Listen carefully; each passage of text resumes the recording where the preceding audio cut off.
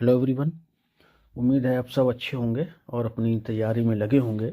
जैसा कि हम सब जानते हैं, आज जो डेट भी अनाउंस हो गई है आपकी एलटी ग्रेड मेंस एग्ज़ाम की, और वो डेट क्या है? 17 मई। यानी आप अगर देखें तो आपके पास ये आपका जनवरी लास्ट मानिए, लास्ट ही है, एक आध दिन के बाद। उसके बाद फरवरी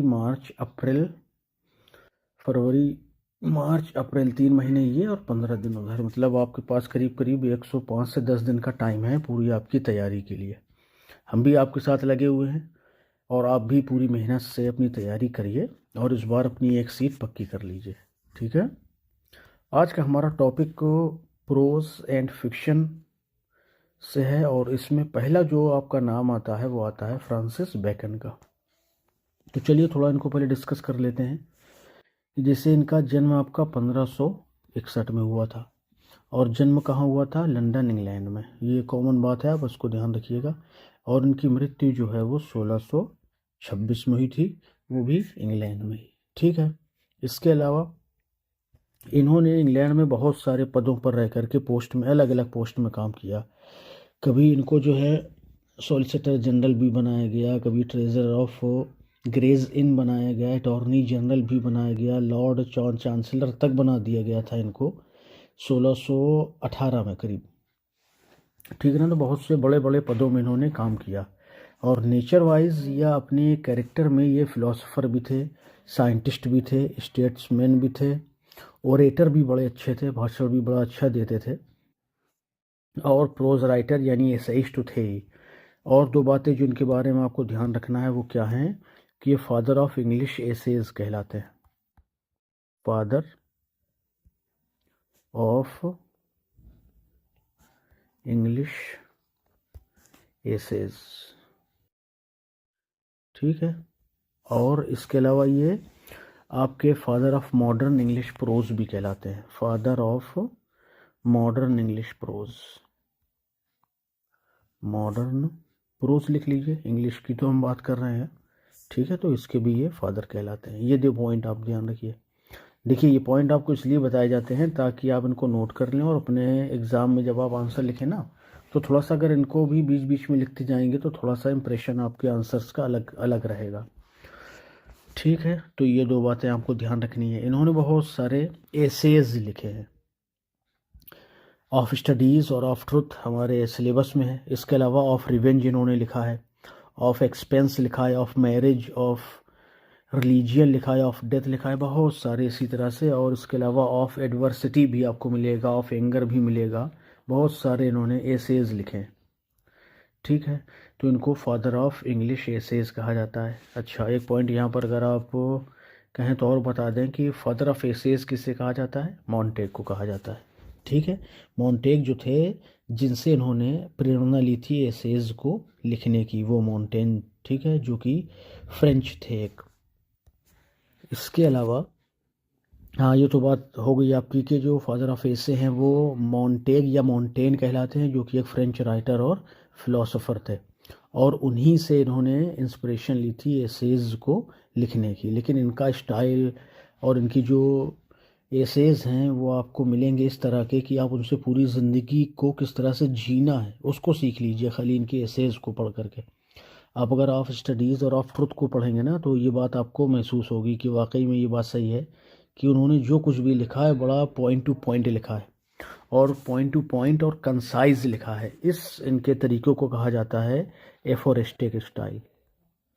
एफोरिस्टिक स्टाइल। ठीक है। तो ये भी ध्यान रखिएगा कि एफोरिस्टिक स्टाइल जो है वो बेकन की है।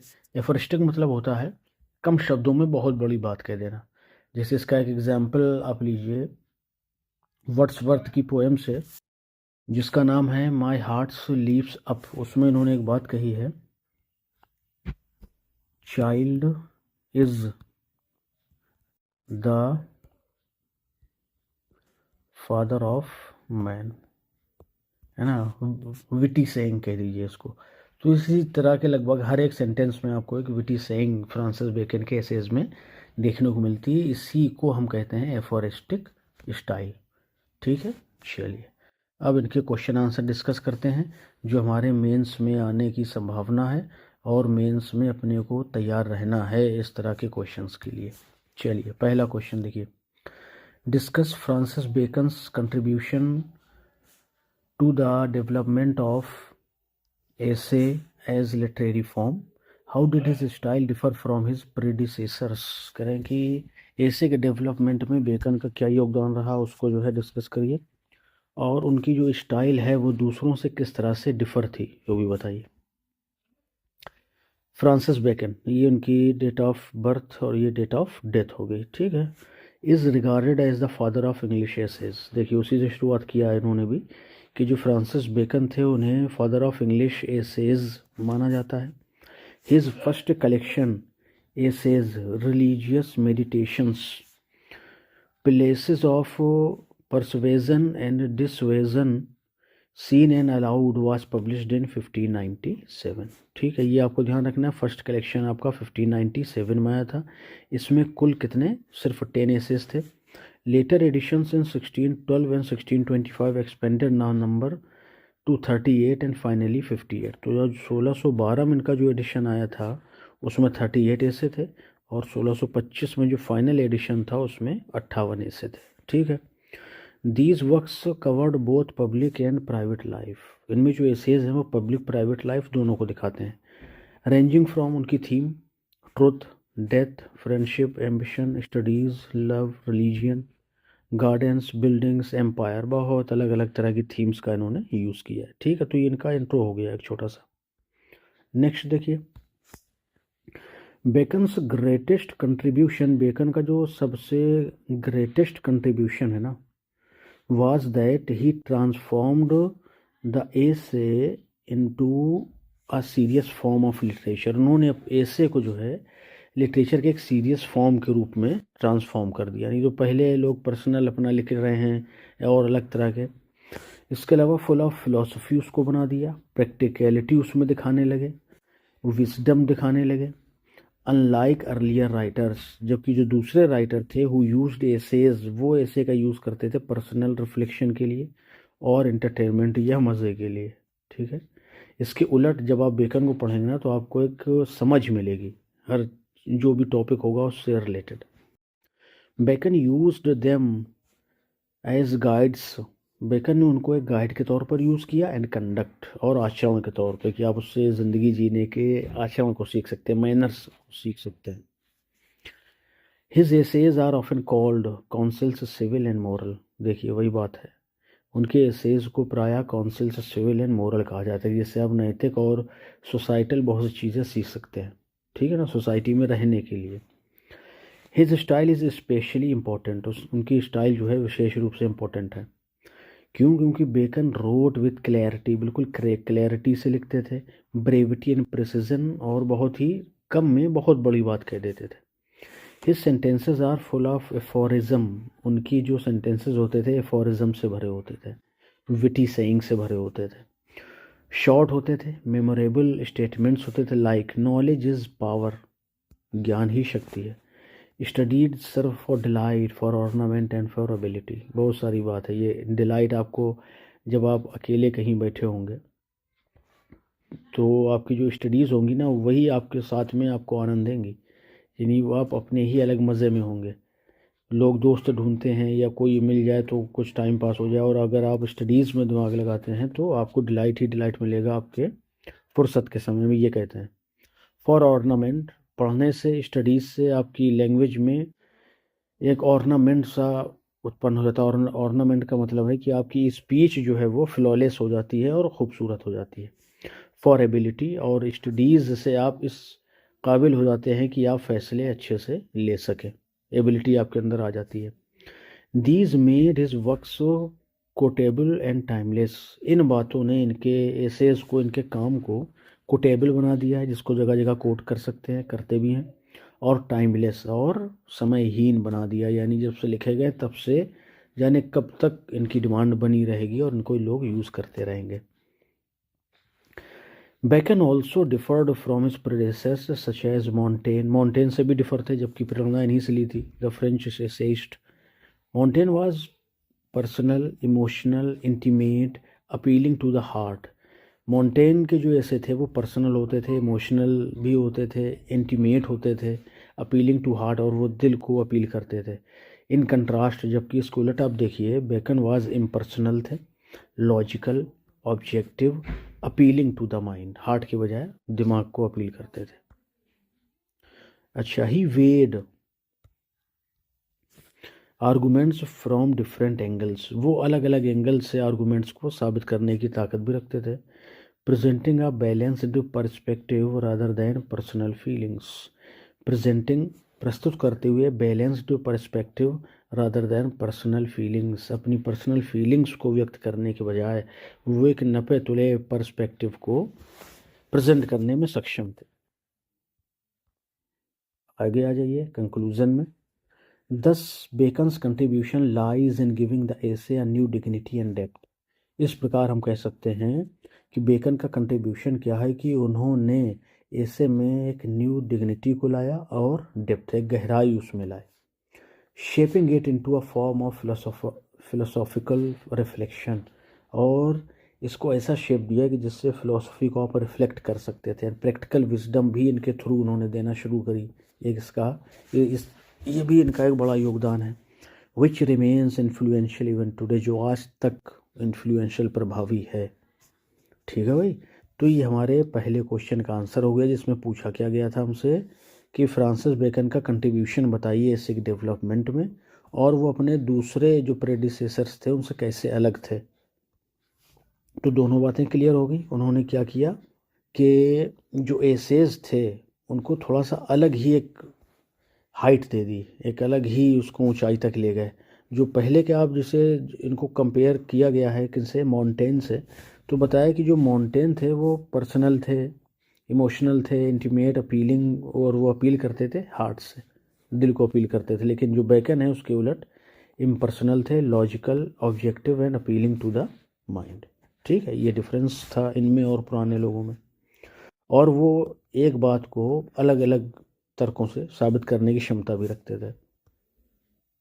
चलिए नेक्स्ट क्वेश्चन देखेंगे, बहुत ध्यान से देखते चलिए, और कहीं पर आपको लगे कि नोट करना है तो नोट भी करते चलिए। ठीक है, क्योंकि हर एक राइटर के अगर आप 5-5, 6-6 भी क्वेश्चन तैयार करेंगे तो आपके बहुत सारे राइटर हैं, समझ रहे हैं। तो अभी से लग जाइए इसमें, 4 महीने बहुत ज़्यादा नहीं है आपके पास। अगर मेहनत से लग जाएंगे तो बड़ा काम भी नहीं है, अपन बहुत जल्दी चाहेंगे निपटा लेंगे, है ना। चलिए next question, Bacon's essays are full of practical wisdom. Bacon के एसेज जो हैं वो प्रैक्टिकल विजडम से भरे होते थे। Examine this statement with reference to at least 2 of his essays, कम से कम उनके 2 एसेज का एग्जाम्पल दीजिए इस स्टेटमेंट को एग्जामाइन करने के लिए। ठीक है, चलिए आंसर देखते हैं भाई। Francis Bacon's essays are rightly described as treasures of practical wisdom. Francis Bacon के एसेज को सही कहा गया है कि वो प्रैक्टिकल विजडम के ट्रेजर्स थे, ख़जाना थे।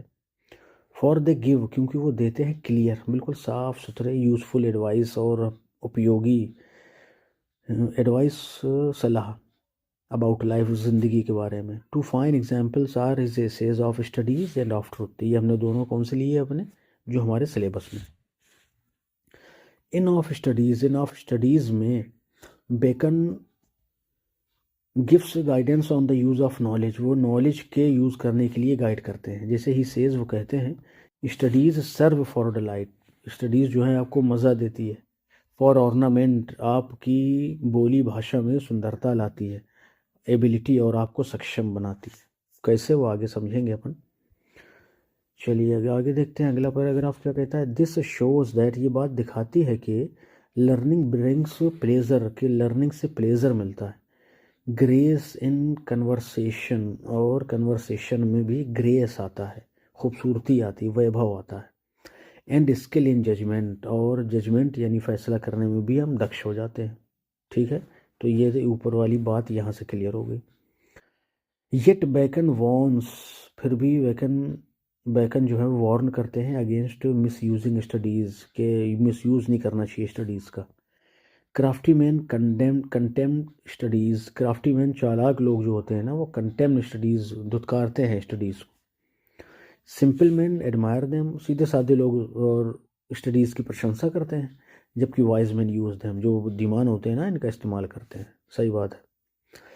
Hair his practical wisdom lies in advising a balanced approach. यहाँ पर इनकी जो प्रैक्टिकल विजडम है वो हमें ये सलाह दे रही है कि हमें एक बैलेंस अप्रोच रखना चाहिए। ठीक है। Books should help us live better, किताबें हमारी सहायता कर सकती हैं कि हम अच्छे से जिएं। Not just fill our mind, सिर्फ दिमाग को भरने के लिए नहीं किताबें कि दिन रात पढ़ रहे हैं, आपके ऊपर असर कुछ नहीं दिख रहा है, उसका असर दिखना चाहिए, ये मतलब है इनका। ये आदमी इंसान बन जाए किताबें पढ़ के, ये असल जो इनकी बात है कहने की वो ये है। हिज फेमस लाइन, उनकी देखिए बड़ी एक फेमस लाइन है, some books are to be tasted. उनकी कुछ किताबें ऐसी हैं कि बस टेस्ट कर लीजिए, अदर्स टू बी स्वालेड, कुछ ऐसी हैं कि जिनको निगल जाइए, and some few to be chewed and digested, और कुछ ऐसी हैं कि जिनको चबाइए अच्छे से और उसको हजम कर जाइए। ठीक है। Teachers readers how to read wisely and apply knowledge, ये टीचर्स रीडर्स, ये रीडर्स को टीच करती है how to read wisely and apply knowledge, की कैसे बुद्धिमानी से पढ़िए और अपनी नॉलेज को अप्लाई करिए, उसका यूज़ करिए। तो देखिए एक एक बात जो यहाँ बताई जा रही है ना, वो आपकी पॉइंट टू पॉइंट है, जैसा कि हमसे क्वेश्चन पूछा गया है। ठीक है ना। तो बस ऐसे ही लिखना है, कोई बहुत बड़ी चीज़ नहीं है। अगर आपके दिमाग में सब फैक्ट रहेंगे ना तो आप उनको अपने सेंटेंसेस में भी बना करके लिख सकते हैं। शर्त है कि फैक्ट असली ओरिजिनल यानी सही होना चाहिए, फर्जी फैक्ट नहीं लिखने कि बात पूछी जा रही है बैकन की और अपन लिखने जा रहे हैं रिचर्ड स्टील को लिख दिया कि स्पेक्टेटर और टाटलर लिखने चले, तो ये थोड़ा सा ये अपन को डिफ्रेंशिएट करना पड़ेगा। बाकी ज़रूरी नहीं कि जैसा हम लोग बताया रहे हैं आप वैसा ही लिखिए, बल्कि कोशिश आपको ये करनी है अपने ही शब्दों में लिखें, बढ़िया से पॉइंट बना करके और फैक्ट्स को ले करके, जैसा इसमें यूज़ किया गया है। फैक्ट्स आप यहाँ से ले लीजिए और अगर याद कर लीजिए तो बड़ी अच्छी बात है। हाँ, ये पीडीएफ तो आपको मिल ही जाएगी उसमें आपके व्हाट्सअप ग्रुप, जिसका डिस्क्रिप्शन में लिंक दे दिया जाएगा, तो वहाँ से आप ग्रुप ज्वाइन करिए, वहाँ से पीडीएफ, तो पीडीएफ पढ़िए, फिर वीडियो देखिए, फिर पढ़िए, फिर वीडियो देखिए, बस आसान है। ठीक है भाई, चलिए। इन ऑफ ट्रुथ, स्टडीज़ की बात होगी। ऑफ ट्रुथ जो हमारा ऐसे है, Bacon reflects on the value of honesty. Bacon जो हैं वैल्यू ऑफ ऑनेस्टी पर विचार करते हैं। He begins with the striking words, और वो अपने ऐसे को शुरू करते हैं द स्ट्राइकिंग वर्ड्स इन शब्दों से, व्हाट इज़ ट्रुथ, सच क्या है। सेड जेस्टिंग पायलट, पायलट ये पूछते हैं और चलते बनते हैं, मतलब रुकते नहीं हैं। Would not stay for an answer, जवाब के लिए नहीं रुकते हैं। इनको कहा जाता है कि ये जीसस क्राइस्ट के टाइम के हैं।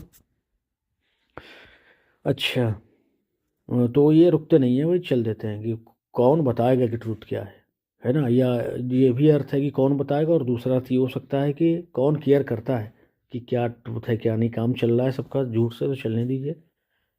Bacon explains that though lies may temporary pleasure they bring lasting harm. Bacon ये भी एक्सप्लेन करते हैं कि जो लाइज झूठ हैं जो में गिव टेम्परेरी प्लेजर, उससे कुछ समय के लिए तो खुशी मिलती है, लेकिन दे ब्रिंग लास्टिंग हार्म, लेकिन उनसे नुकसान जो है वो लंबे समय तक के होते हैं। सही बात है। It is not the lie that pass through the mind but the lie that sink in and settled in it. अच्छा, that does the heart, it is not the lie, ये झूठ नहीं है, that pass through the mind, जो दिमाग से गुजर जाता है। ठीक है ना, ये नुकसान नहीं करेगा। लेकिन द लाई, वो झूठ, दैट सिंक, जो डूब जाए, सेटल इन इट, और आपके दिमाग में वो डूबा रहे, बैठा रहे, सेटल हो जाए वहीं पे, एक जगह बना रहे दिमाग में, तो दैट डज हर्ट, ये फिर आपको नुकसान करता है। ठीक है, बढ़िया बात। आगे देखिए। ही कंक्लूड्स विथ नोबल एडवाइस, वो अपने इस ऐसे को एक नोबल एडवाइस से क्या करते हैं, कंक्लूड करते हैं। सर्टेनली, निश्चित ही, it is heaven upon earth to have a mind, man's mind move in charity, rest in providence and turn upon the poles of truth. आगे कहते हैं कि 10 थ्रू हिज एफोरिस्टिक स्टाइल, अपनी इस एफोरिस्टिक स्टाइल की वजह से, बैलेंस्ड रीजनिंग और बैलेंस रीजनिंग की वजह से, एंड मेमोरेबल सेइंग्स, और मेमोरेबल सेइंग की वजह से Bacon makes his essays manuals of worldly wisdom, दुनियावी या सांसारिक बुद्धिमत्ता के मैनुअल बन गए। यानी आपको अगर उनसे आपको कहीं कठिनाई आ रही है ज़िंदगी गुजारने में, तो आप उनके एसेज को पढ़िए, कोई ना कोई सोल्यूशन मिलेगा, ये कहने का मतलब है इनका। They remain relevant guides for practical living even today, करें कि आज भी दे रिमेन रेलिवेंट गाइड्स, वो एक रेलिवेंट गाइड है, मार्गदर्शक हैं, for practical living even today. Practical living मतलब हमारी ज़िंदगी जो प्रैक्टिकली चल रही है उसको जीने के लिए। ठीक है, चलिए तो देखिए ये भी क्वेश्चन आपका क्लियर हो गया कि हमें बताना था Bacon's essays are full of practical wisdom. अपन ने बता दिया कि वो स्टडीज़ के बारे में क्या कहते हैं, अगर आप उसको पढ़ेंगे तो आपको लगेगा कि नहीं बिल्कुल सही बात है और वाकई में सही है वो। और वो आपके ट्रुथ के बारे में क्या कहते हैं वो भी आप जानते हैं क्यों, है ना। उसी ट्रुथ एसेज में इन्होंने ये भी बताया है कि लोग झूठ क्यों बोलते हैं, उनको क्या मिलता है झूठ बोलने में, तो कुछ को तो मज़ा आता है ना। कॉमन पीपल जो हैं वो मज़े के लिए, जो बिजनेसमैन होते हैं वो मुनाफे के लिए झूठ बोलते हैं। और सच से आदमी इसलिए बचता है कि सच जानने के बाद जो उसका कंट्रोलिंग पावर है ना सच का, कि आपको फिर कंट्रोल में रहना है, तो वो हर किसी से नहीं होता। हर कोई एक आज़ाद ज़िंदगी जीना चाहता है। ये भी उन्होंने अपने ऑफ ट्रुथ ऐसे में ये बात भी बताई है जो 100% सही है। चलिए एक और क्वेश्चन देख लेते हैं, अभी 21 मिनट ही हुए हैं अपन को डिस्कशन करते हुए। चलिए नेक्स्ट क्वेश्चन है, analyse Bacon's prose style. Bacon's की प्रोज स्टाइल को एनालाइज करिए। क्यों करिए? क्योंकि बेकन जो हैं वो फादर ऑफ मॉडर्न प्रोज कहलाते हैं, इंग्लिश प्रोज। ठीक है, focusing on his use of aphorism, imagery and brevity.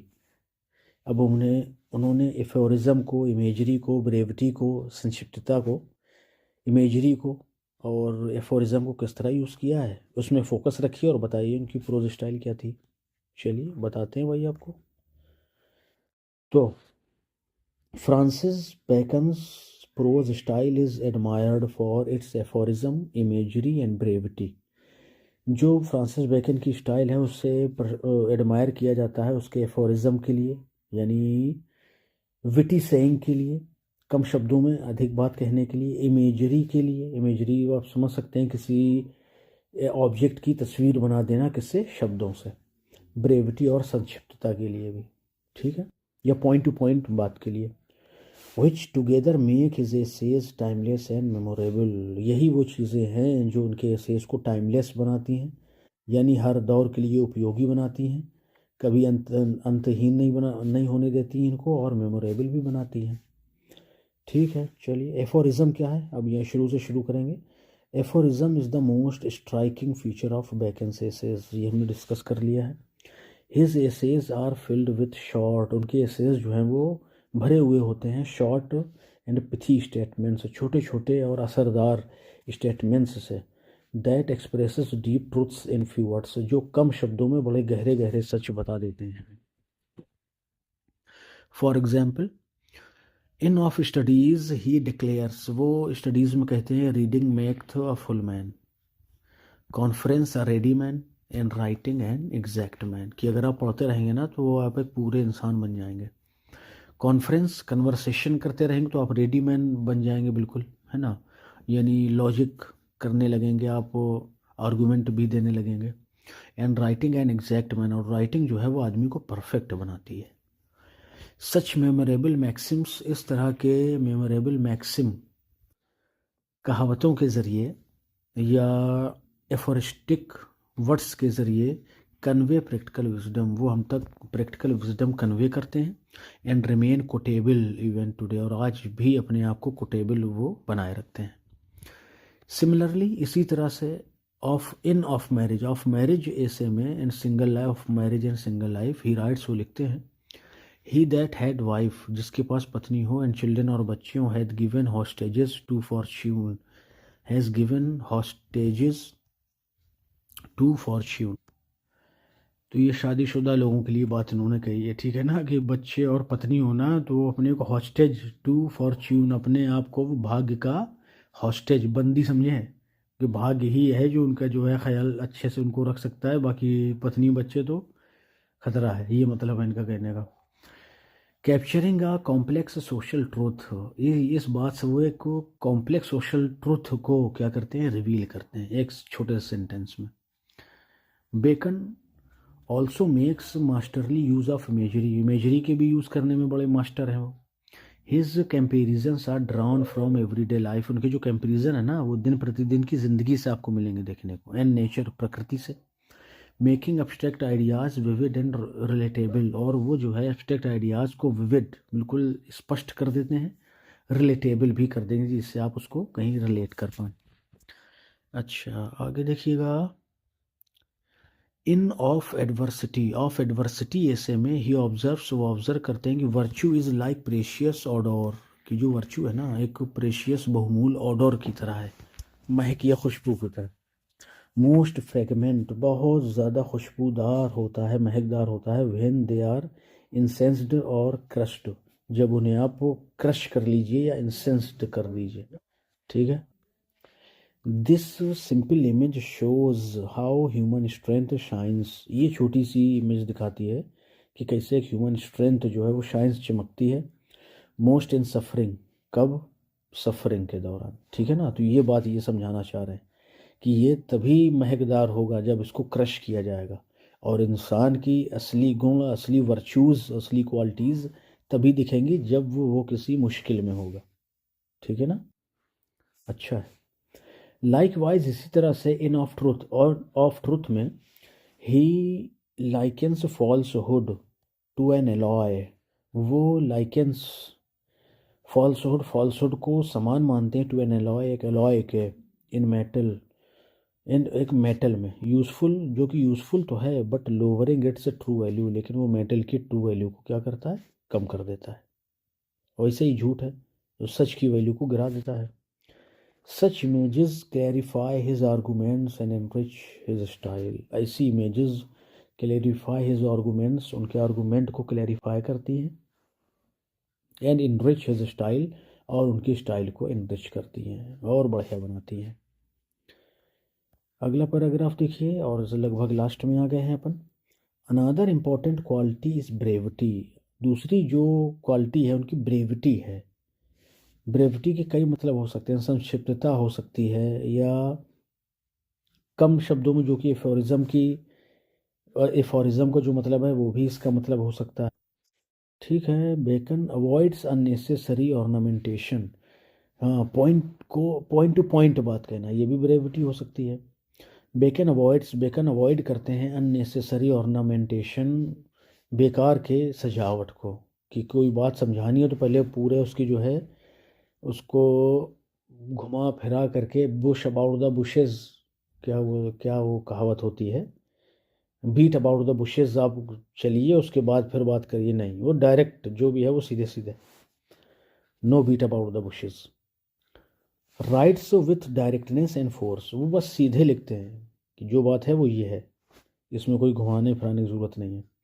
His essays are compressed with meaning, उनके एसेज जो हैं वो मीनिंग से भरे हुए हैं।